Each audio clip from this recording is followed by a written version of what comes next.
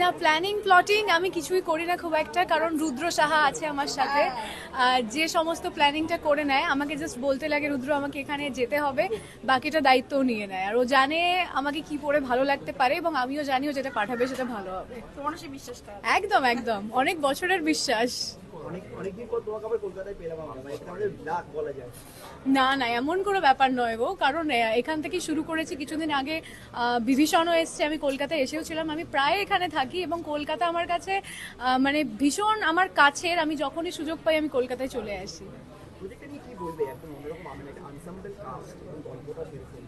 প্রজেক্টটা নিয়ে একটাই কথা বলতে চাই, আড্ডা টাইমসের সাথে এটা আমার দ্বিতীয় কাজ। এর আগেও আমরা প্রেমে পড়া বারণ করেছি এবং সেটার একটা হিউজ রেসপন্স আমরা পেয়েছি, এবং লোকে ভাবছে যে প্রেমে পড়া বারণ 2 কেন আসছে না।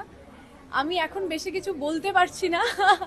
আজকে আমরা তোমাকে বুঝি না প্রিয় নিয়েই কথা বলবো, এবং অর্জুনদার সাথেও এটা আমার প্রথম কাজ অ্যাকচুয়ালি নয়, এটা দ্বিতীয় কাজ। এর আগে আমরা হোমস্টে মার্ডার্স করেছি, বাট সেখানে খুবই ছোট একটি চরিত্র আমার ছিল এবং আমাদের খুব একটা ইন্টারাকশন হয়নি। এটা জুটি হিসাবে প্রথম কাজ আমাদের।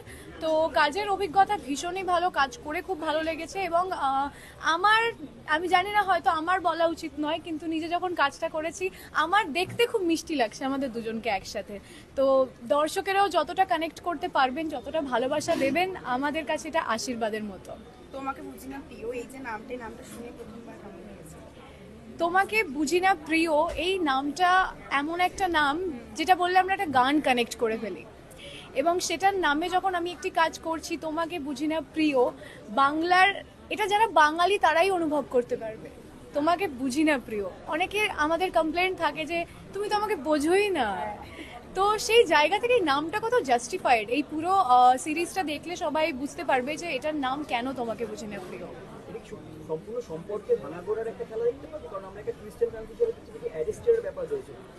সম্পর্কের ভাঙাগোড়া নিয়েই গল্পটা, এবং প্রত্যেকটা সম্পর্কে শুধুই ভালো দিক থাকে এমন তো বিষয়টা নয়।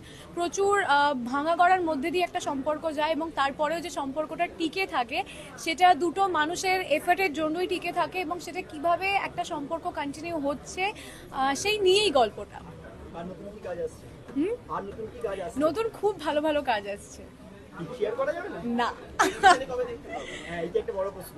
না, আসলে বিষয়টা হয়ে গেছে যে এত মানে ওটিটি প্ল্যাটফর্মে কাজ করছি। টেলিভিশন কি বলতো, একটা বড় কমিটমেন্ট, যেখানে প্রত্যেকটা দিনের রোজ ঘুম থেকে উঠে আমাকে এটা করতে হবে এবং পরপর প্রত্যেক দিন কাজ করতে হবে। সেটা আমার মনে হয় এই দায়িত্বটা নেওয়ার আগে সব কাজ বন্ধ করে তারপরে এই দায়িত্বটাকে হ্যাঁ বলা উচিত, নাহলে টেলিভিশন কন্টিনিউ করাটা ভীষণ চাপের হয়ে যায়। তো এই মুহূর্তে আমি ভাবছি না, বাট যদি কখনো ভাবতে হয় ডেফিনেটলি আমি তোমাদের সকলকে জানাবো।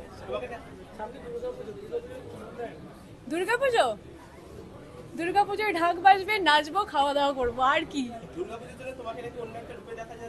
কেন, কি রূপে দেখা যাবে কি জানি, দেখা যাক, আমিও দেখবো। আসছে অনেক কিছুই বলতে পারবো না, আমার হাত পা বেঁধে দিয়েছে। তো দেখতেই পাবে, যখন যখন যা আসবে সমস্ত কিছু দেখতে। হ্যাঁ, লক্ষ্মী মেয়ে কতটা আমি জানি না, দেখা যাক। সিরিজে তো আমরা দেখলাম যে দেবচন্দ যে প্রেমের একটা বিষয় আছে, নিজের রিয়েল লাইফে কি প্রেমের কোনো ব্যাপার? না না, আমি আজকের দিনে শুধু প্রেমে পড়া বারণ নিয়েই কথা বলতে এসেছি।